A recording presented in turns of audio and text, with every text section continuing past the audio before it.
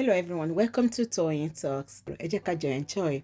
Until I'll see you in my next video. Stay safe, stay blessed. I love you all. Bye. About it.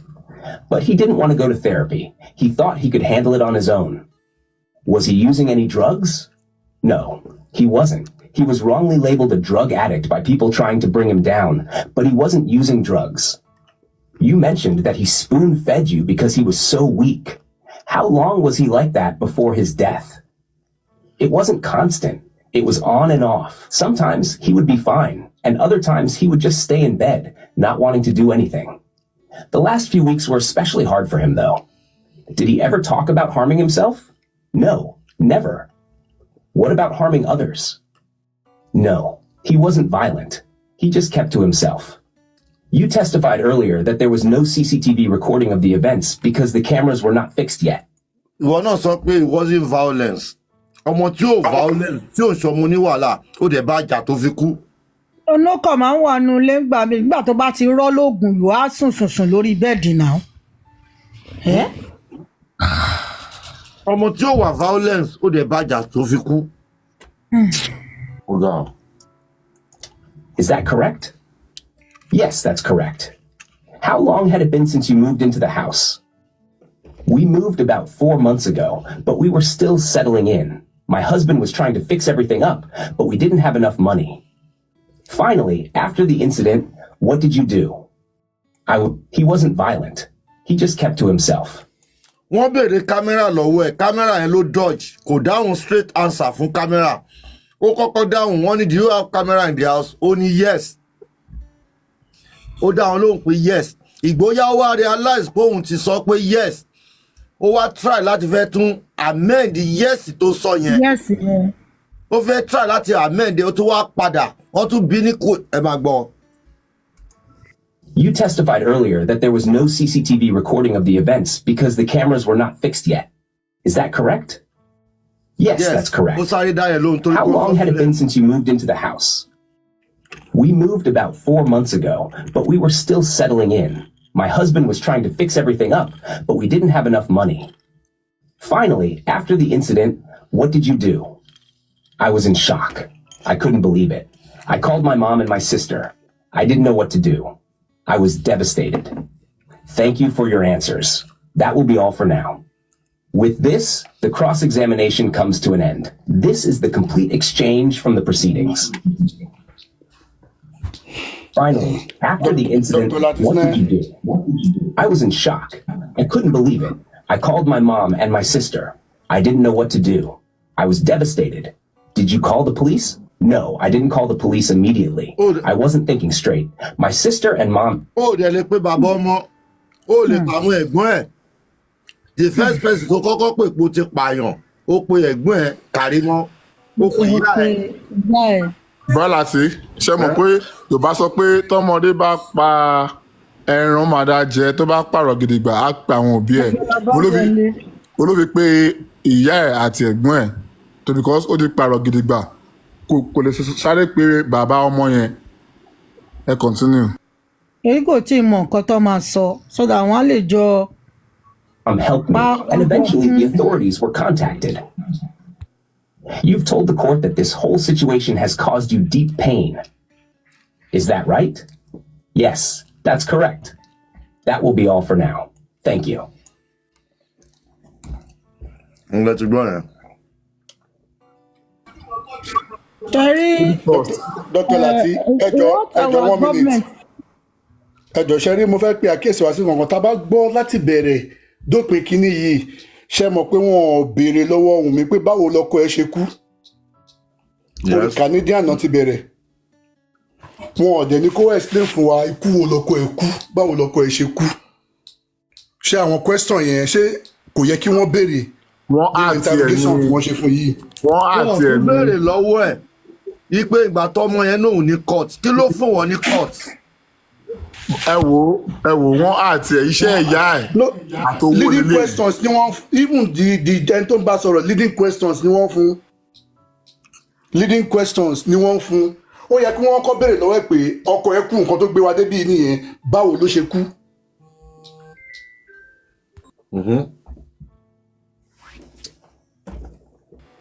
mọ̀ kan number one ti fẹ́ jẹ́ ká rí mi báyìí ni pé iṣẹ́ owó òun lélẹ̀ and this thing wọ́n fẹ́ fi yọ Wunmi ni but ó lè fẹ́ ọkọ̀ wọn ò lè yọ because ọ̀rọ̀ tó sọ mí báyìí tó jáde yìí ó ti takora wọn. Number one olóòní court ẹ bá wa mí ìpínlẹ Ọlọ́run ẹ jọ ẹ bá ti wọlé wọn mú. Alright, number one olóòní court kí ló fa court báwo ló ṣe ní court ó dẹ̀ níwà àti ọkọ ẹ̀jà. Alright, kí ló pa Mohbad kí ló pa ọkọ ẹ̀ kí ni nǹkan tó pa báwo ló ṣe kú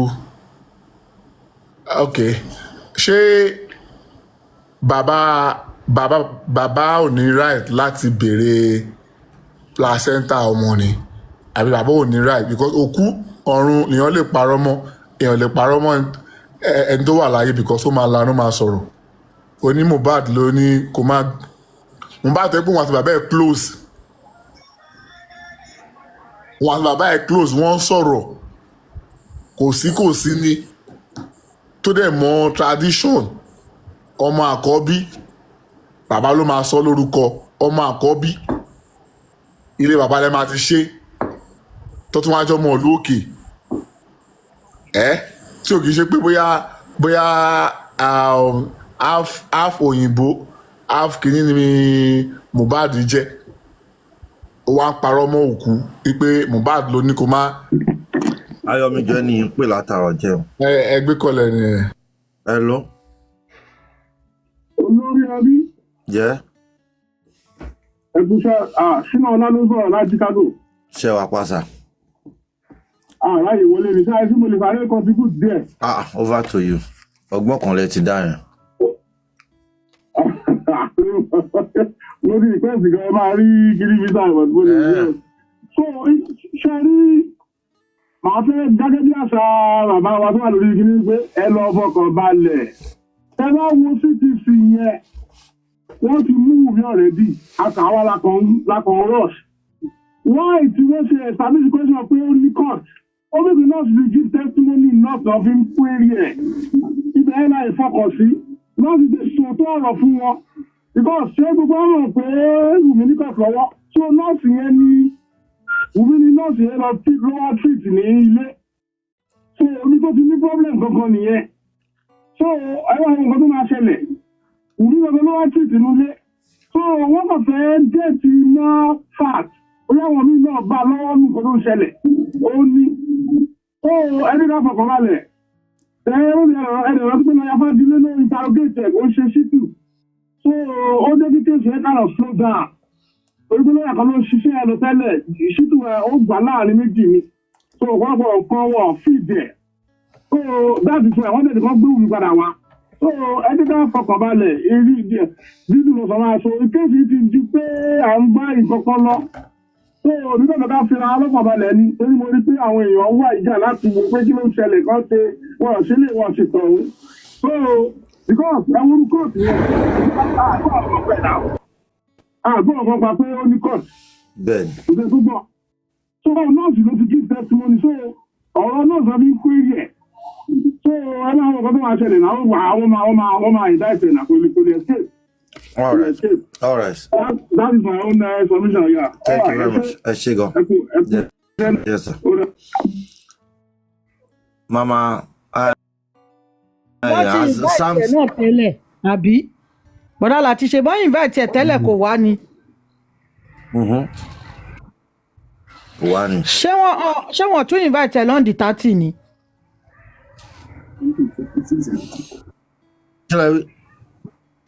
mo ní ṣé wọ́n tún invite lọ́ndì 30 ni torí kọ́lá yẹn sọ pé wọ́n yìí máa invite ẹ̀.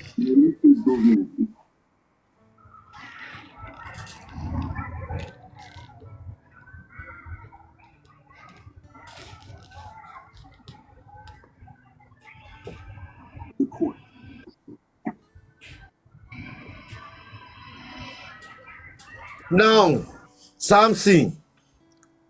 Down question mi ní ṣé wọ́n tún invite lọ́ndì 30 ni. Wà ní wọ́n invite ẹ̀ mo ti dá yín lóhùn mo ní wọ́n invite. San Mr. Lati. Ẹ káàsán. Yeah. Mo attend program kan.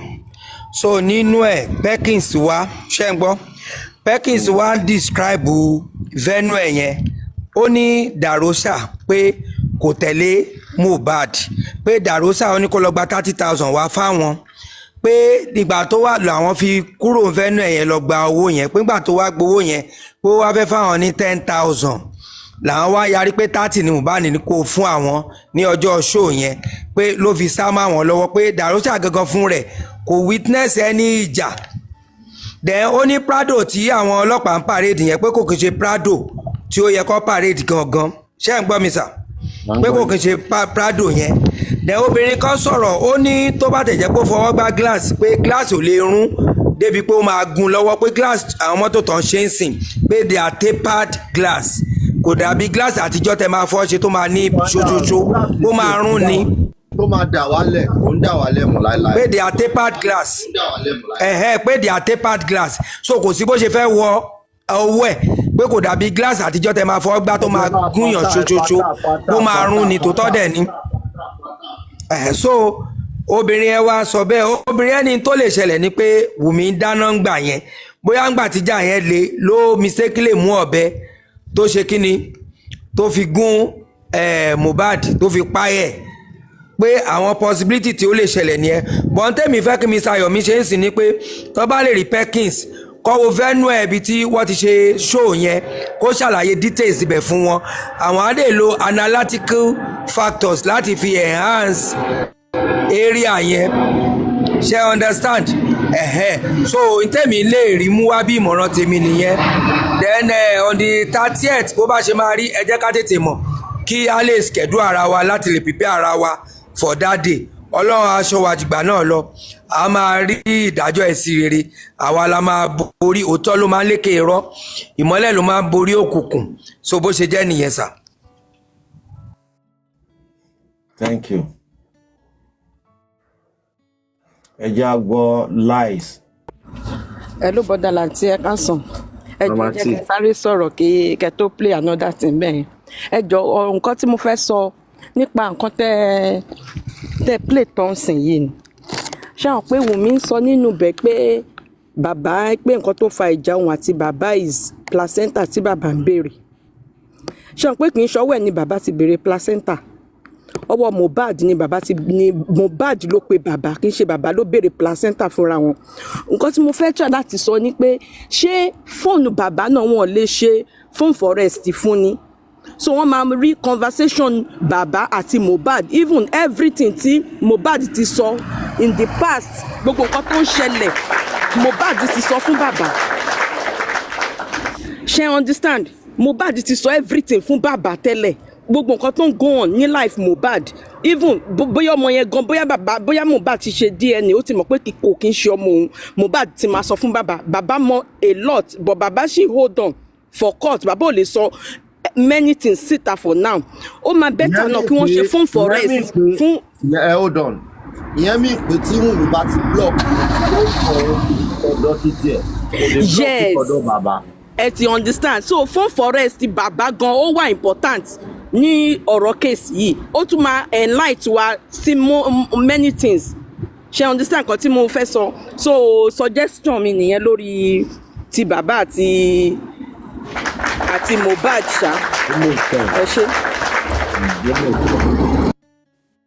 because tí Wùmí bá ti clear evidence lọ́dọ̀ títí tiẹ̀ kò lè clear tọ̀dọ̀ bàbá wọ́n lè bá ọ̀dọ̀ bàbá wọ anything wọ́n lè bá ọ̀dọ̀ bàbá trace conversation àwọn àti Mohbad nígbà tó wà láyé.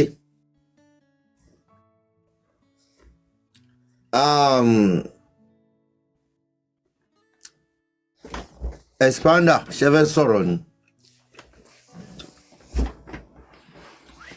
Yeah, like we have said earlier, Martin Tale emphasized lé lórí náà ni pé kí àwọn agbẹjọ́rò bàbá àwọn SAN as in the San Shitu àwọn ò sí bẹ́ẹ̀ gbá tí Wunmi kọ́kọ́ sọ̀rọ̀ yìí bóyá ọ́díò wọn yìí táwọn náà bá tún lè jókòó and their group kí wọ́n listen sí dáadáa. Same thing goes to Mr. Yomi. Káwọn náà jókòó kí wọ́n listen sí kíní dáadáa. I think a lot of points and facts would come out of it, definitely. So that is it.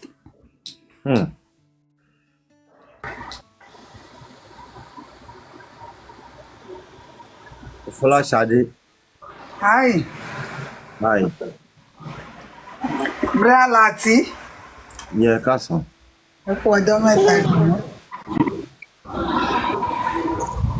Báwo ni ẹ kú ètò? Àwa ni ẹ sọ̀rọ̀.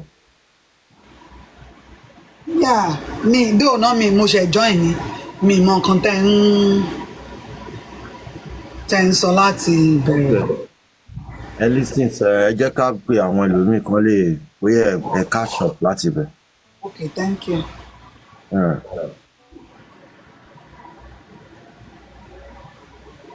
What protection kí ló sọ? Mi sàn kankan bọ̀dọ̀ láti ẹ play ẹ. Ṣíjú. Ẹ káàárọ̀ bọ̀dá Láti, ẹ kú iṣẹ́ o. Àdúpẹ́ o, ẹ pẹ̀lẹ́ sà. Nípa fóònù tán sọ yẹn ni mo sáré ní kí n hint díẹ̀ pé bí wọ́n ṣe sọ síta yẹn ń sìn bóyá kárẹ́ni sọ fún bàbá information wọn kan tún transfer ẹ̀ sẹ́lòmíì torí wọ́n lè mọ tájẹ̀tì fóònù bàbá yẹn according to so yẹn ni mo kàn ní kí n sáré sọ mi gbọ́ anything so bóyá tí bàbá bọ́ ṣe bí pé ó jáde yẹn ń sìn kí bàbá náà transfer gbogbo tó bá wà lórí fóònù wọn fún bí èèyàn méjì for kan lè keep ẹ̀ tí ó ti yé yín àná má mú wa so kan tí mo kàn ní kí n sáré sọ ni èmi náà ò gbọ́ anything torí mo ṣe jí ni. Ẹ máa gbọ́ irọ́ sìn irọ́ àwọn bíi irọ́ tí Wùnmí pa nínú CTC. Okay. There are several inconsistencies and potential lies in the witness's testimony that could raise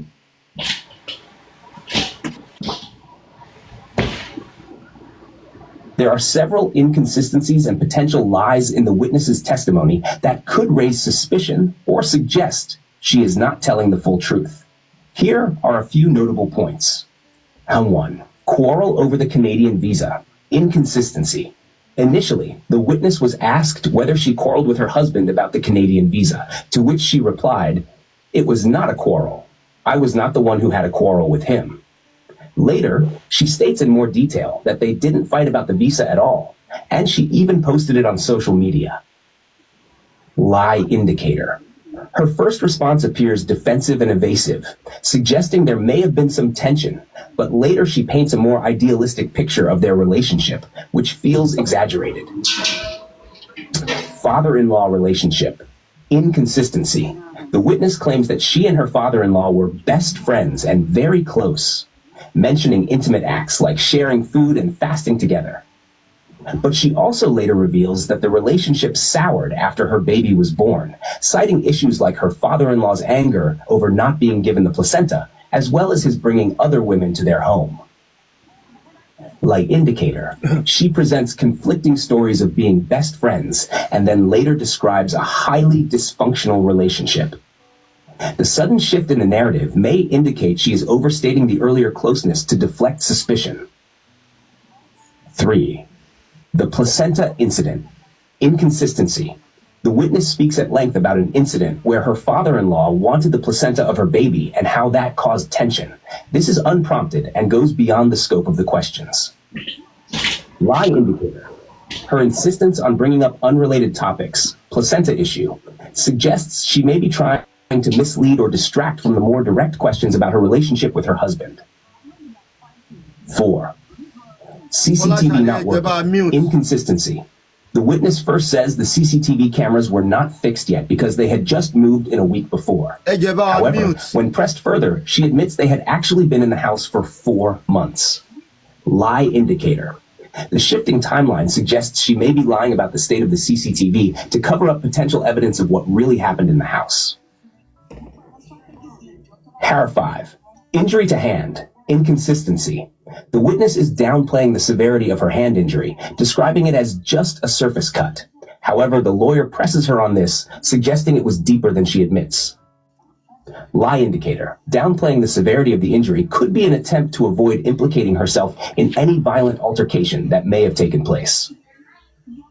Number 6. Social media post. After death. Inconsistency. The witness admits to posting an emotional message on Instagram after her husband's death, expressing how he struggled to death and was never happy. This contrasts with her earlier testimony that they were close, happy, and best friends. Lie indicator. The post indicates her husband was deeply troubled, which she had minimized earlier.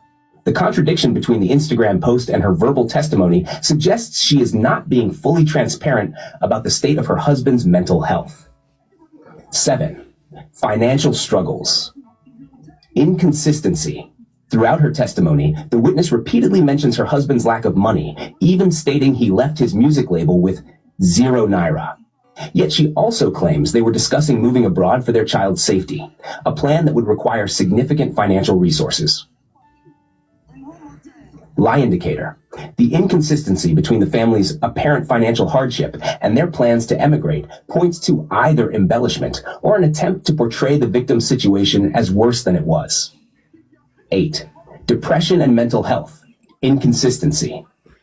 While the witness says her husband wasn't mentally unstable, she also describes symptoms of severe depression, overthinking, not eating, staying indoors, and being spoon-fed. These are significant signs of mental health decline. Lie indicator. Her attempt to minimize her husband's mental health struggles could be seen as a way to distance herself from any implications that she failed to provide adequate care or seek help for him. Conclusion. There are several contradictions and exaggerations in the witness's testimony, which suggest she may not be fully truthful or consistent. These inconsistencies could be important for further examination, as they cast doubt on her narrative and may point to hidden facts surrounding her husband's death. Christianity is not a religion, it is a way of life.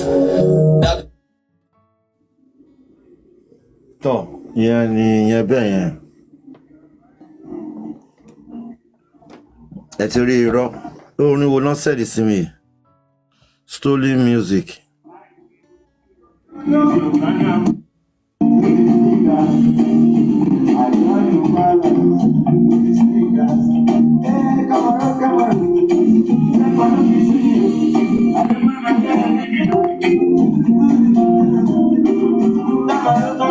Gòlè ìdérí ọtí. Ṣé mo bá dùn ún? Náà orin tí wọ́n tún ti release tán tún flash ẹ̀ on release song òun ni. Ẹ bá ti bá ń rí fásitì bí àdúrà ẹ ṣe ń pọ́nlé ni èpè lórúkọ ẹ̀ lọ́kọ̀ ṣe mistake ń pè ládùúrà ni. And again wàhálà ìwọ mọ nǹkan tó sọ̀rọ̀ sí wọn nìna.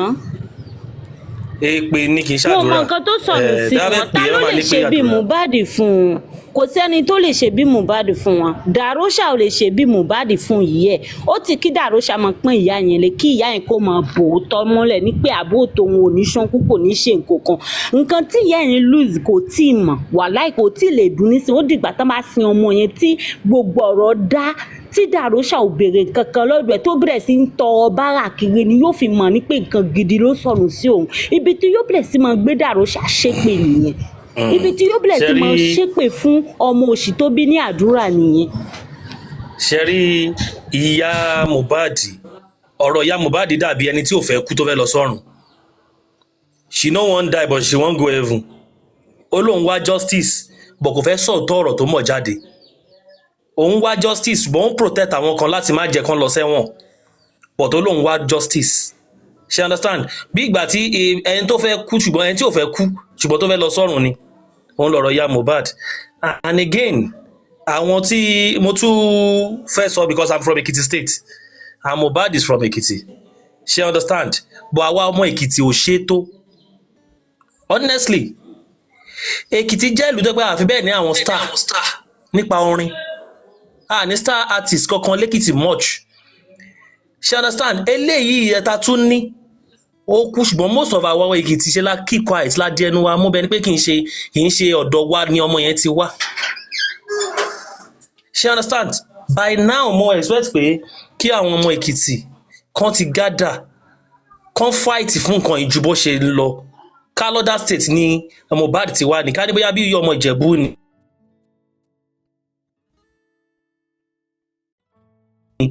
Mo bẹ́ẹ̀ ni pé kò kàn wọ́n, bẹ́ẹ̀ ni pé kò sí ọ̀rọ̀ wọn, bẹ́ẹ̀ ni pé Mohbad ò tiẹ̀ ń ṣe láti state yẹn. I expect Ekiti indigenes to take this thing up more than bó ṣe ń take ẹ lọ. But few nínú àwọn ọmọ Ekiti mórí tó jáde tó ń sọ̀rọ̀. She understand? So ibi tí Ekiti Mohbad gan ti wá, a ti dákẹ́ jù, a ti keep quiet jù. Wọ́n ní pé Ekiti lágídí. Okay, kí la bá ń fa agídí wa ṣe ń gbà yẹn tó àbá lè lo agídí wa lórí ọ̀rọ̀ Mohbad. Yeah, kí la Ekiti ń fa agídí wọn ṣe tó àbá lè lo agídí lórí ọ̀rọ̀ Mohbad. So mo rọ gba àwọn ọmọ Èkìtì kan jáde lórí ọ̀rọ̀ yìí. Next case ní court yẹn kí ó gba àwọn Èkìtì kún bẹ̀. Kan jẹ́ kàn pé iye Mohbad wá láti ìlú kan, pé ìlú kan ló ti wá. Báwọn tó dẹ̀ wá láti ibẹ̀ ikú ẹ̀ dùn wọ́n fẹ́ justice. Èyí tí ó gbé Èkìtì bí keep quiet tí wọ́n ṣe bẹ́ẹ̀ pé kò kàn wọ́n yìí. So that is my own contribution. But lágbára Ọlọ́run àṣírí Wunmi á tú.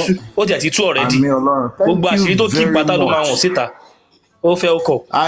I love a part nínú submission yìí. I love a part, and that is the part of the Ekiti stuff. You have a very, very good and valid point, and I want to join my voice to your own now to call on all the indigenes of Ekiti. Gbogbo ẹ̀yin ọmọ Ekiti pátápátá.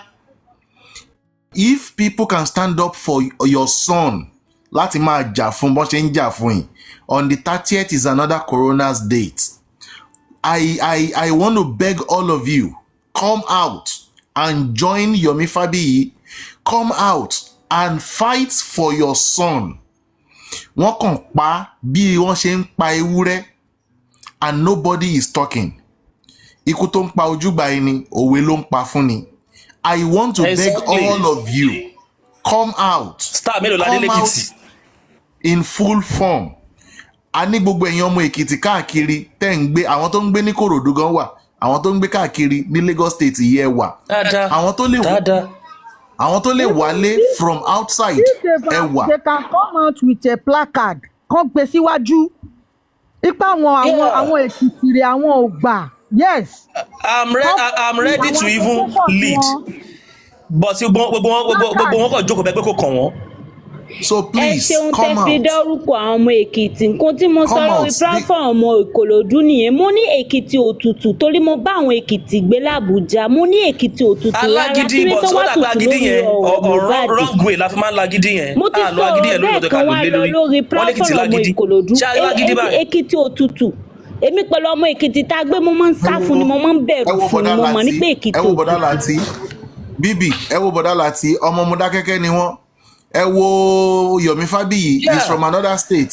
Èmi ọmọ Ògùn state ń bí lèmi náà. Ọmọ Èkìtì mélòó lẹ rí tó jáde? Wọ́n jà fún ọmọ yín láti Èkìtì.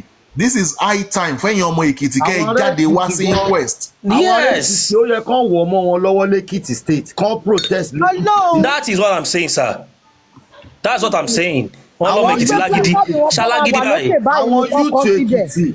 Gbogbo petition tá mọ̀ ọkọ yẹn. Despite pé ìyá bàbá Mohbad lọ sí Èkìtì. Despite pé bàbá Mohbad lọ sí Èkìtì, ó show up. Wọ́n ràn bàbá yẹn lọ́wọ́. Gbogbo petition tá mọ̀ ọkọ sà. Ṣé lórí politics nìkan ní ká máa kọ petition lé lórí ni? Ṣé lórí politics nìkan la mọ̀ petition kọ lé lórí? Gbogbo èèyàn dákẹ́, gbogbo àwọn ọmọ Èkìtì dákẹ́ bẹ́ẹ̀ gbé kò kàn wọ́n. Ìkànnì òkú Èkìtì náà ló lọ yìí náà. Gbogbo ọmọ Èkìtì dákẹ́ bẹ́ẹ̀ gbé kò kàn wọ́n. Petition wa ò ju lórí ọ̀rọ̀ politics lọ. Ká máa competition lórí politics. Ṣùgbọ́n ilé ìṣẹ̀lẹ̀ ń sìn kò sọ ọmọ Èkìtì kankan tó rí petition kankan. Ẹgbọ́n ilé. Kò sọ ọmọ Èkìtì kankan tó forward. Copyright. Ọ̀bọ̀ ilé lọ ní copyright. Ẹ bá jẹ́ ń play. So please ẹ̀yin ọmọ Èkìtì. Tí justice ò bá jáde lórí ikú tó pa ọmọ yín, ojú tì yín o, ojú tì yín gidi gan, ojú tì yín. Honestly, let's power tap and follow the host. Power tap, everybody power tap and follow the host. Aunty Bola ṣe fẹ́ sọ̀rọ̀ ni ma. Can I speak, sir? Okay, Aunty Bola, hold on. K-Song.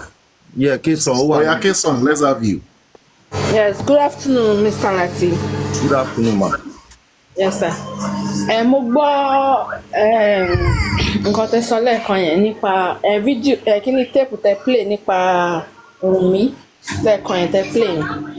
Number one, ó ní pé Mohbad ò fẹ́ kán ṣó ọmọ yẹn síta kò then àwọn èèyàn mọ òun as ìyàwó Mohbad wọn ò dẹ̀ mọ ọmọ ẹ̀ níta. Number one, torí pé ẹni tó ní ọmọ yẹn ó ti sọ fún wọn pé wọn gbọ́dọ̀ post ọmọ òun. And again, kí ló dé tí wọ́n ṣe ìkómọ bí ẹni ṣe ìṣòro? Because ẹni tó ní ọmọ yẹn ó ti sọ pé wọn gbọ́dọ̀ post ọmọ òun. ẹ gbọ́ mo ní tó bá complain nípa yẹn kí ló dé tí wọn ò jẹ́ káwọn family bàbá kí wọ́n proud of ìjọ níjọ́ kómọ wọn ò lẹ́nu níbi ìkómọ wọn ò lẹ́nu níbi ìkómọ.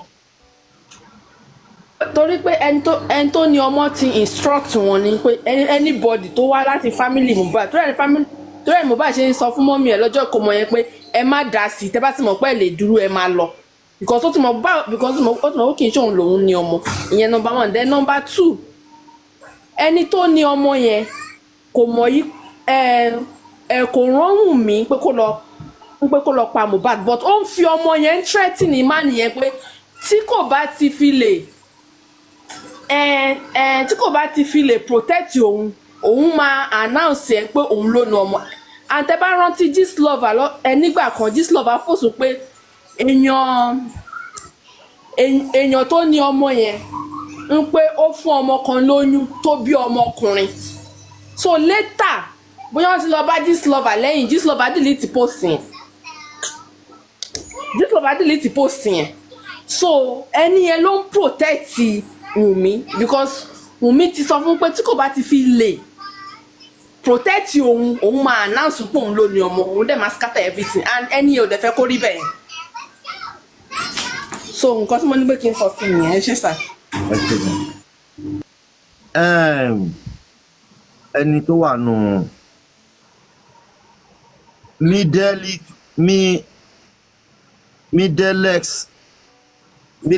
Yeah, Midelex, sir.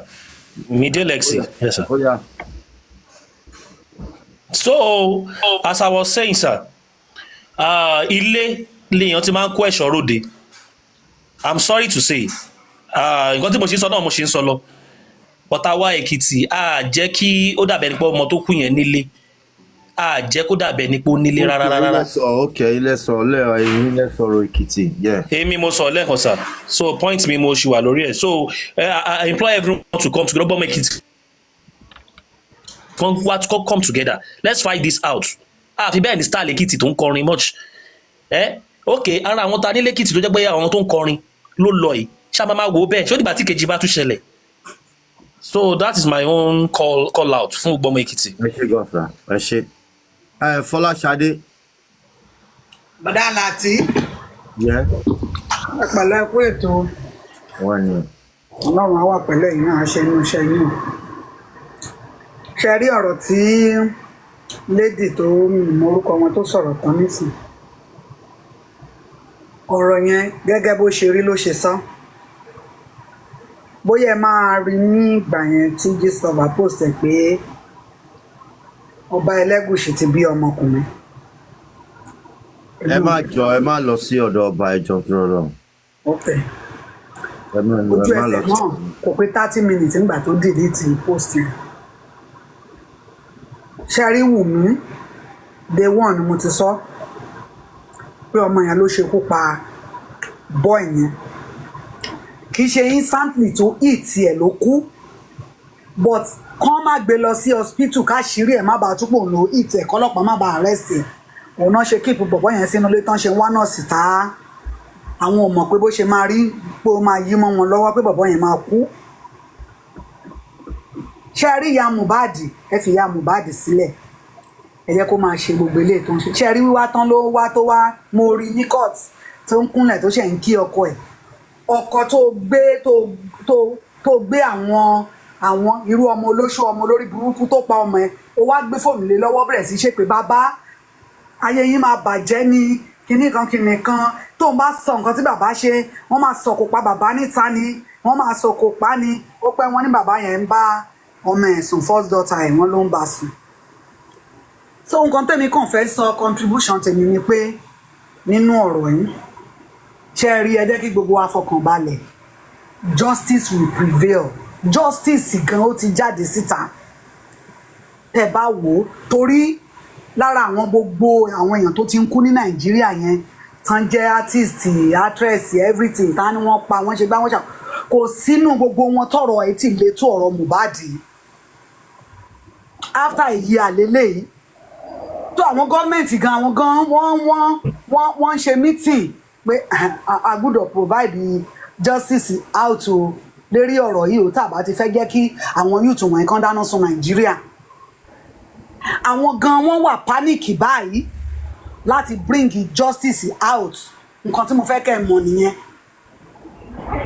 Jerry, my second contribution is that ni pé ẹ jọ̀ọ́ gbogbo àwọn tó ń wá justice for Mohbad ìfẹ́ kan jà rárá tó bá lẹ́nìbọ̀dì tó ṣe nǹkan tó dùn ní ẹ lè call her to order or call him to the order pé why are you doing this to me ní ìfẹ́ ìjà pé kán máa sọ pé kinní kan òun làwọn anti-justice tán ṣe máa ń sọ̀rọ̀ anyhow sí àwọn tó ń wá real justice for Mohbad ẹ jọ̀ọ́ mo fi Ọlọ́run ọba bẹ̀ yín but ẹ gbàgbọ́ pé justice ti jáde síta ẹ wo gbogbo àwọn àṣírí tó ń tú ní abẹ́lẹ̀ àwọn ẹlòmíì á kú wọn á kàn pariwo a month 2 months gbogbo ẹ̀ die down this is second year for Mohbad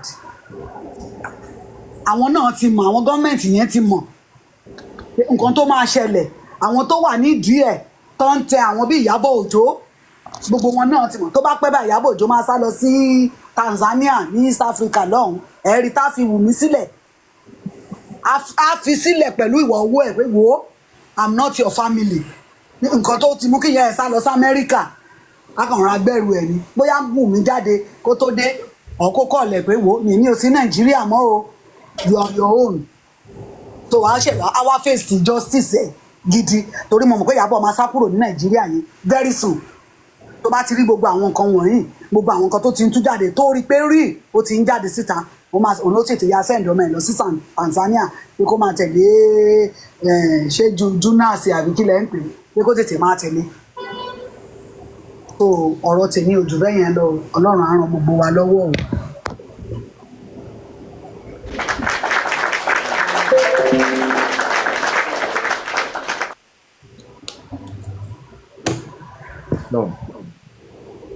Tí Ọlọ́run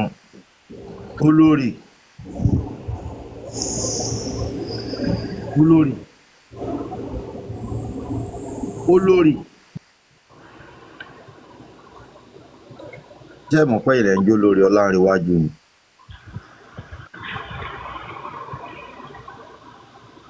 olórí Ọlárewájú ẹ sọ̀rọ̀ kí ni máa lọ jàre tí mo ṣe náà tó lọ. ẹ ló bra láti ẹ má bìí ẹjọ́ mo fẹ́ sáré wọnú bọ́ọ̀sì ni màá pè padà nísìn.